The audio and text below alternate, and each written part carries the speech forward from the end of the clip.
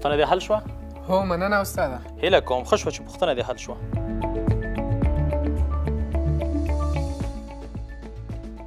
د صنف ښوونیزې خپرونې درنو لیدونکو او زده کوونکو سلامونه مې ومنئ. په دې هیله چې جوړ او روغ به یې. خوشحاله یم چې یو ځل بیا د فزیک له یو ګټورې او زړه پورې موضوع سره ستاسو په خدمت کې یو. زده کوونکو درس ته آماده یو چې پیل کړو؟ هو استاده. ډېر ښه. لومړی به د کورنۍ دندې پوښتنې ځواب وګورو چې لیدونکي هم په خپل ځواب متیقن شي. ستاسو ځوابونه خو مې ولیدل چې سم مو حل کړی و. نو سکرین ته پام وکړئ چې د پوښتنې ځواب وګورو.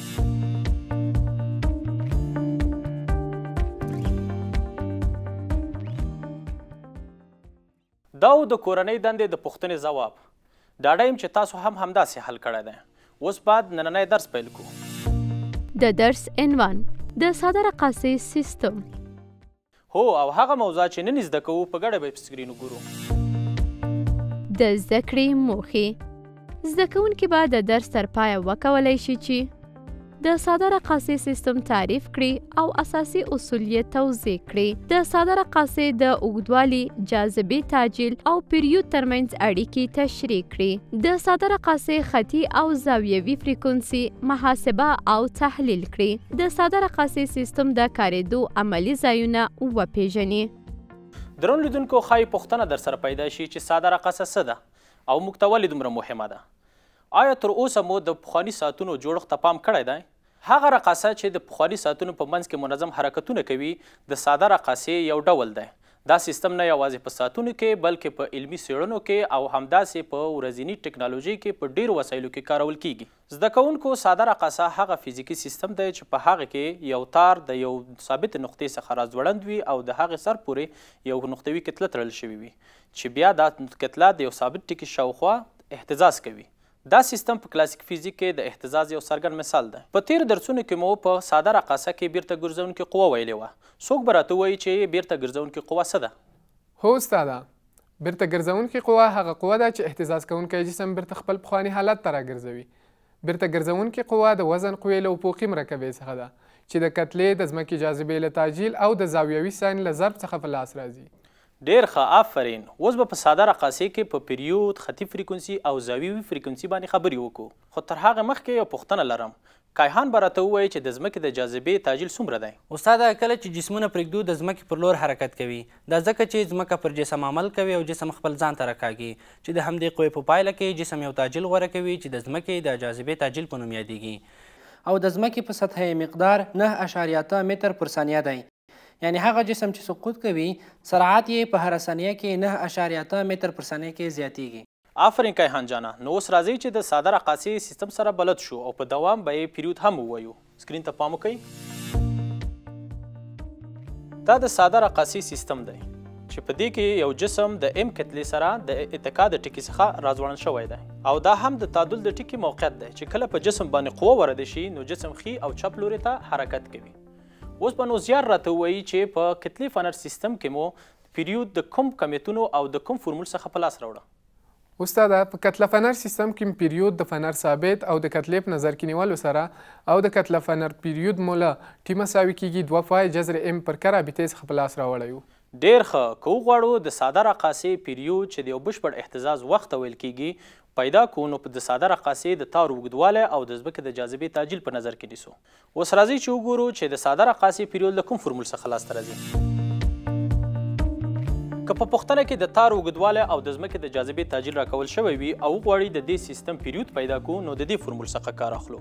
ټي مساوي کیږي 2 جذر د ال پر جي چې په دې فورمول کې ټي د ساده رقاصۍ پیریود، ال د تار اوږدوالی او جي د ځمکې د جاذبې تعجیل راښیي. لکه څنګه چې د فورمول نه ګورئ ټي او ال یو بل سره مستقیم اړیکه لري.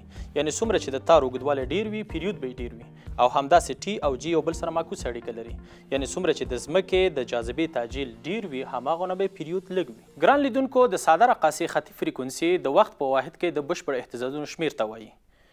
په تیرو درسونو کې مو ویلي وو چې پیریود او خطي فریکونسي یو بل سره معکوس اړیکه لري. نو دې لپاره چې خطي فریکونسي محاسبه کړو د پیریود فورمول معکوسوو نو فورمول به یې داسې په لاس راشي. اف مساوي کیږي 1/2 جذر د جي پر ال چې په دې فورمول کې اف د ساده رقاصۍ فریکونسي، ال د تار اوږدوالی او جي د ځمکې د جاذبې تعجیل راښیي. څنګه چې فورمول کې ګورئ اف او جی یو بل سره مستقیم اړیکه لري، یعنی څومره چې د ځمکې د جاذبې تعجیل ډیر وي فریکونسي به یې ډیره وي، او همداسې اف او ال یو بل سره معکوس اړیکه لري، یعنی څومره چې د تار اوږدوالی ډیر وي فریکونسي به یې کمه وي. مخکې تر دې چې د ساده رقاصې زاویوي فریکونسي او انرژي ووایو، لومړی به په ویل شوي فورمولونو کې څو مثالونه حل کړو. تاسو هم خپلې کتابچې راواخلئ او موږ به یوه لنډه دمه وکړو. د دمې وروسته بیرته راګرځو.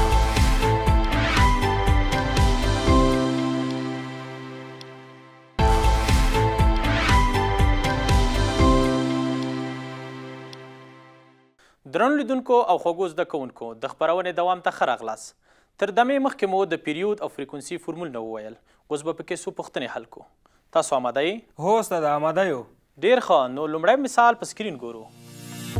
مثال، یوه ساده رقاصه چې اوږدوالی یې 1.5 متر دی، که یې د جاذبې تعجیل جی مساوي 9.8 متر پر ثانیه مربع وي، د دې رقاصې خطي فریکونسي او پیریود محاسبه کړئ. که پای مساوي شي له 3.14 سره. په دې پوښتنه کې د فریکونسي د پیدا کولو لپاره د دې فورمول څخه کار اخلو چې اف مساوي کیږي 1/2 پای جذر د جی پر ال. معلوم قیمتونه پکې وضع کوو. اف مساوي کیږي 1/2 ضرب د 3.14 ضرب د جی په ځای لیکو چې 9.8 او همداسې د ال په ځای 1.15. د ساده کول وروسته یې فریکونسي مقدار راوځي چې 0.402 هرتز، او همداسې اوس پیریود پیدا کوو چې ټي مساوي کیږي 1/f سره. ټي مساوي کیږي 1 د اف په ځای قیمت لیکو 0.402. ساده کولو وروسته د دې ځواب راوځي چې 2.015 ثانیې. څنګه و؟ د پوښتنې حل مو زده شو؟ هو استاده. استاده کیدای شي بله پوښتنه هم حل کړې؟ ولې نه، سکرین ته پام وکئ. مثال، یوه ساده رقاصه په داسې ځای کې ایښودل شوې چې د جاذبې تعجیل یې له 9.8 متر پر ثانیه مربع سره توپیر لري. لکه د مریخ پر مخ که د ساده رقاصې اوږدوالی 2 متره او پیریود یې 4 ثانیې وي، د هغه ځای د جاذبې تعجیل محاسبه کړئ. که پای مساوي شي له 3.14 سره. د دې پوښتنې د حل لپاره د دې فورمول څخه کار اخلو چې ټي مساوي کیږي 2 پای جذر د ال پر جی. اوس دې پوښتنه کې موږ نه جی غوښته ده، نو د جی فورمول ساده کوو. کیږي جی مساوي کیږي 4 پای مربع ضرب د ال تقسیم پر ټي مربع. معلوم قیمتونه پکې وضع کوو چې کیږي جی مساوي کیږي 4 پای مربع ضرب د 2 تقسیم پر 4 مربع. د ساده کولو وروسته د جی مقدار لاسته راځي 4.9298 متر پر ثانیه مربع. زده کوونکو دا د پیریود او خطي فریکونسي په فورمولونو کې د څو مثالونو حل. مخکې مو خطي فریکونسي ولوسته چې د وخت په واحد کې د بشپړو اهتزازونو شمیر ته ویل کېده.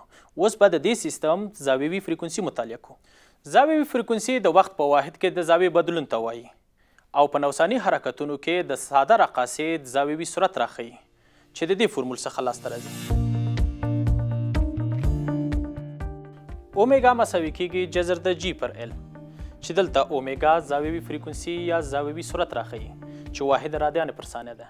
همداسې ال د تار اوږدوالی او جی د ځمکې د جاذبې تعجیل راښیي. اوس به په دې فورمول کې یو پوښتنه درته حل کړم چې ښه پې پوه شئ. سکرین ته وګورئ.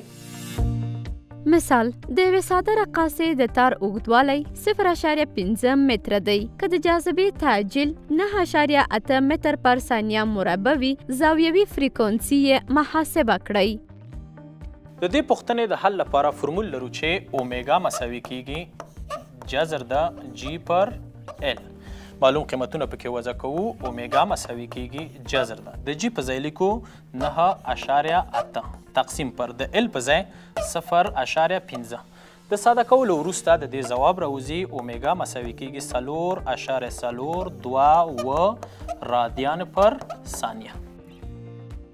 په تیر درس کې مو په حرکي، پوتنشلي او میخانیکي انرژیګانو خبرې وکړې. د یو جسم حرکي انرژي د هغه سرعت او پوتنشلي انرژي د هغه ارتفاع ته په کتو محاسبه کیږي، او میخانیکي انرژي د دې دواړو انرژیګانو مجموعې ته ویل کیږي. اوس به دا درې واړه انرژیګانې په ساده رقاصي سیستم کې مطالعه کوو. خو لومړی یوه پوښتنه مرتضی به راته ووایي چې په ساده رقاصه کې کله جسم د تعادل د ټکي څخه حرکت پیلوي په کوم ټکي کې ارتفاع اعظمي او په کوم ټکي کې ارتفاع صفر ده. استاد د بیرته ګرځونکې قوې په درس کې مو ویلي وو چې کله یو جسم د تعادل له ټکي څخه حرکت پیل کوي نو سرعت یې ورو ورو صفر کیږي او وهل شوې فاصله او ارتفاع یې اعظمي کیږي. کله چې جسم بیرته د تعادل ټکي ته راګرځي ارتفاع یې ورو ورو صفر کیږي او سرعت یې زیاتیږي او د تعادل په ټکي کې د جسم ارتفاع صفر او سرعت اعظمي وي. ډیر ښه. د مرتضی خبرو ته په کتو د ساده رقاصې حرکي پوتنشلي او میخانیکي انرژي محاسبه کوو. نو راځئ چې د حرکي انرژي څخه یې پیل کړو. سکرین ته پام وکړئ. کله چې ساده رقاصه د تعادل په ټکي کې وي نو دلته یې سرعت اعظمي وي نو حرکي انرژي اعظمي وي. کله چې جسم ښي لوري ته یعنې د ا ټکي ته ځي نو سرعت یې هلته صفر کیږي نو حرکي انرژي هم صفر ده. او همداسې کله چې جسم د ډي ټکي څخه چپ لوري ته یعنې د جي ټکي ته راځي دلته بیا هم سرعت صفر کیږي او حرکي انرژي صفر ده. نو پایله دا شوه کله چې جسم د تعادل ټکي څخه ښي یا چپ لوري ته ځي حرکي انرژي ورو ورو کمیږي او په پای کې صفر کیږي. او همداسې کله چې جسم د پورته خوانه ښکته لوري ته یعنې تعادل ټکي ته راګرځي حرکي انرژي ورو ورو زیاتیږي. پای کې د تعادل په ټکي کې اعظمي کیږي.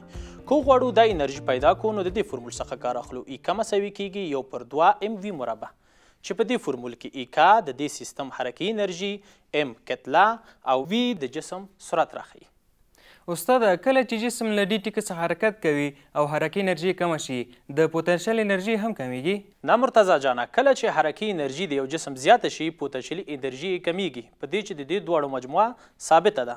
نو اوس راځئ چې د ساده رقاصې د پوتنشل انرژي مطالعه کړو. کله چې رقاصه د تعادل په حالت کې وي نو دلته ارتفاع صفر وي نو پوتنشلي انرژي هم صفر وي.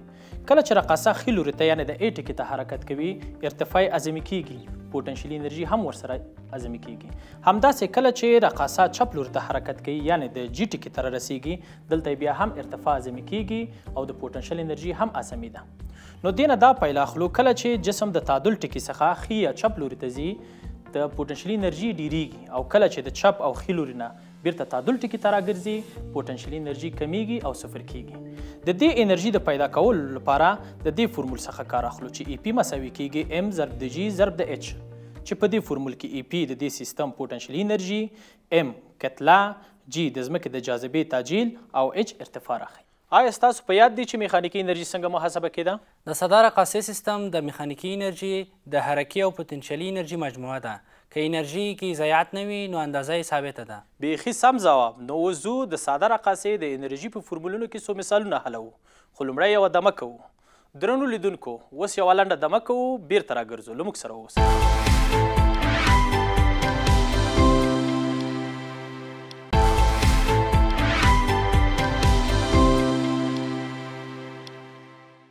د صنف ښوونیزې خپرونې درنو لیدونکو د خپرونې درېیمې برخې ته ښه راغلاست. تر دمې مخکې مو د ساده رقاصې حرکي، پوتنشلي او میخانیکي انرژي ولوسته. اوس به په هغه فورمولونو کې څو مثالونه درته حل کړم. تاسو سکرین ته پام وکړئ. مثال د یوې ساده رقاصې کتله 2 کیلوګرامه ده او د تار اوږدوالی یې 1 متر دی. که رقاصه له 0.5 متره ارتفاع څخه د عادي تعادل په نسبت پرېښودل شي د پوتنشل انرژي به یې څومره وي؟ جي مساوي 9.8 متره پر ثانیه مربع. د دې پوښتنې د حل لپاره فورمول لرو چې ای پی مساوي کیږي ام ضرب د جي ضرب د اچ. معلوم کمیتونه پکې وضع کوو. ای پی مساوي کیږي د ام په ځای 2، د جي په ځای 9.8 او د اچ په ځای 0.5 لیکو. د ساده کولو وروسته یې ځواب راوځي چې ای پی مساوي کیږي 9.8 ژولو سره. اوس به بله پوښتنه وګورو. مثال که یوه رقاصه له 0.5 کیلوګرام کتلې او د تار له 1 متر اوږدوالي سره د تعادل ټکي پر نسبت له 0.4 متره ارتفاع څخه پرېښودل شي د اهتزاز په تر ټولو ښکتني ټکي کې به یې سرعت څومره وي؟ جي مساوي 9.8 متر پر ثانیه مربع.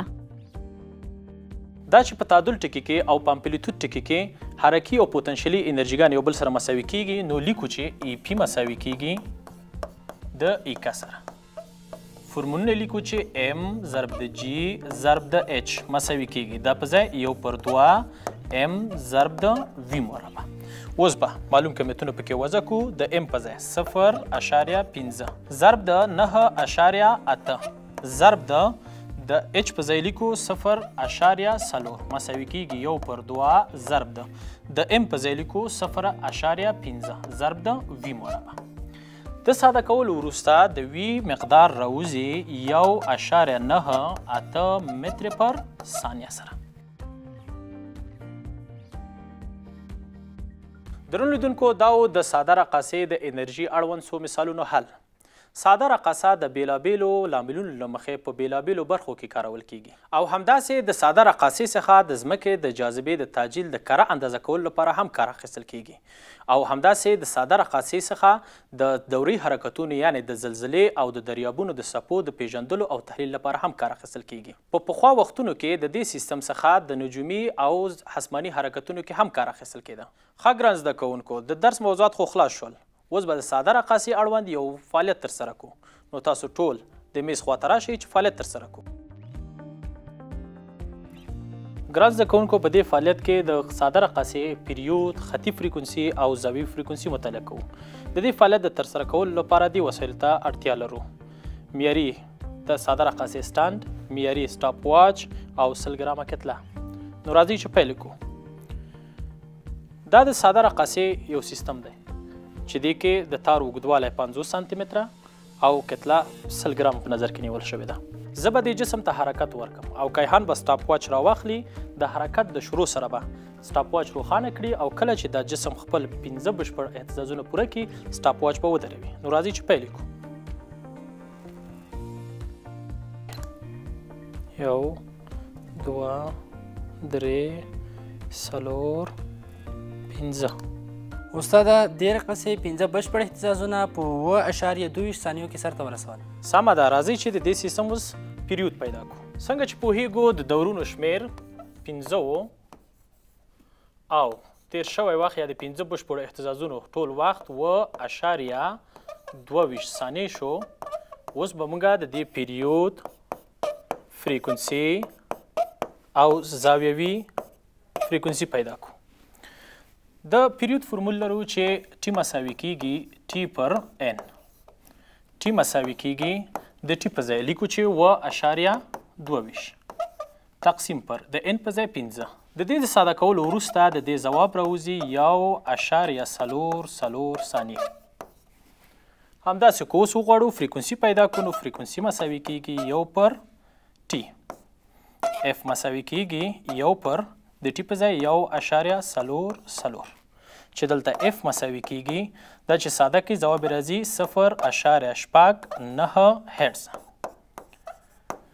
همداسې زاویې فریکونسي هم پیدا کولی شو. لیکو چې اومیګا مساوي کیږي 2 پای اف سره.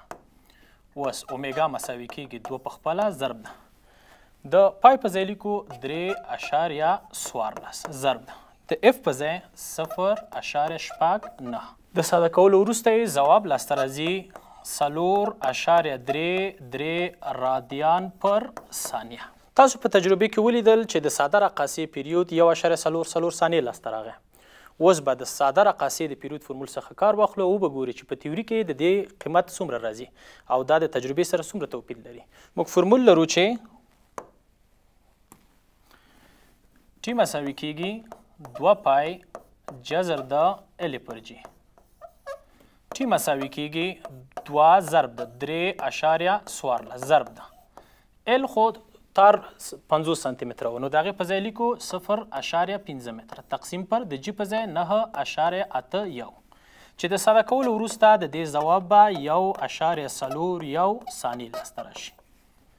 درنو لیدونکو په پیل کې مو ساده رقاصه په حرکت راوسته او د معیاري سټاپ واچ په مرسته مو د یو بشپړ اهتزاز پیریود محاسبه کړ او بیا مو د اړوندو فرمولونو څخه د هغې خطي او زاویې فریکونسي هم محاسبه کړله. د دې فعالیت د ترسره کولو سره مو د اهتزاز پیریود او فریکونسي په مفاهیمو پوه شو او دا مفاهیم مو په عملي ډول هم ولیدل او له تیوري سره مو پرتله کړل. تاسو ولیدل چې تیوریکي محاسبې او تجربي محاسبې یو بل سره ډیر مطابقت درلود. هیله لرم چې دا ټول مفاهیم به تاسو ته روښانه شوي وي. دا فعالیت د نوساني حرکات د پوهېدو لپاره یوه ساده خو اغیزمنه طریقه ده او تاسو هم کولی شئ له دې مفاهیمو د نورو پدیدو د تحلیل لپاره ګټه واخلئ. تاسو د دې فعالیت په اړه څه ویل لرئ؟ هو استاده د رقاصیې درس په زړه پورې و له ساده رقاصیې نیولې د اساسي اصولو تر څېړنې موږ فریکونسي محاسبه کړه او د پیریود اوږدوالی او جاذبې ترمنځ مو اړیکه روښانه کړه. په دې هم پوه شو چې څنګه دا سیستم په علمي څېړنو او ډېرو هغو وسایلو کې کارېږي چې موږ یې په ورځني ژوند کې ورڅخه ګټه اخلو. استاده ساده رقصه یو سیستم دی چې نه یوازې منظم او دوامدار حرکت بلکې په طبیعت کې نظم او دقت هم راښیي. هر وخت چې موږ یو پخواني ساعت ته ګورو یا د یوې ساده رقصې حرکت ګورو دا درس به مو یادېږي او پوهېږو چې فیزیک زموږ دنیا څومره ښکلې او بامفهومه کړې ده. درنو لیدونکو او خوږو زده کوونکو ډېره مننه چې د خپرونې تر پایه له موږ سره وئ او د خپرونې مو خوند اخیستی وي او وکولی شئ د دې مفاهیمو څخه په خپل ورځني ژوند او تحصیلي چاپیریال کې کار واخلئ. تل همداسې په انرژي او په مینه خپل درسونه ووایئ. اوس به د خپل درس مهمو ټکو ته یوه لنډه کتنه ولرو او تر هغې وروسته تاسو ټول په لوی او بخونکي خدای سپارم. ښې چارې. د زده کړې پایلې زده کوونکو زده کړل چې ساده رقاصه هغه فزیکي سیستم دی چې په هغه کې یو تار له یوې ثابتې نقطې راځوړند وي او په سر پورې یوه نقطوي کتله تړل شوې وي او کتله د یوه ثابت ټکي شاوخوا اهتزاز کوي. هغه وخت چې یو اهتزاز کوونکی جسم پکې بشپړ اهتزاز ترسره کوي د تناوب د وخت پر نوم یادیږي چې واحد یې ثانیه دی. د پیریود فرمول په دې ډول دی: ټي مساوي 2 پای جذر د ال پر جي. په یوه ثانیه کې د بشپړ اهتزازونو شمیر ته فریکونسي ویل کیږي چې واحد یې هرتز دی. د خطي فریکونسي فرمول په دې ډول دی: اف مساوي 1 پر 2 پای جذر د جي پر ال. زاویوي فریکونسي د رقاصې د نوسان زاویوي سرعت ته اشاره کوي او دا راښیي چې د رقاصې د حرکت زاویه په کوم سرعت بدلون کوي. واحد یې رادیان پر ثانیه دی. د زاویوي فریکونسي فرمول په دې ډول دی: اومیګا مساوي جذر جي پر ال. ساده رقاصه په لرغونو ساعتونو د ځمکې تعجیل په سنجولو، د نوساناتو د اندازه کولو په وسایلو او د نوساني حرکتونو د څېړنې په علمي ازمایښتونو کې کاریږي.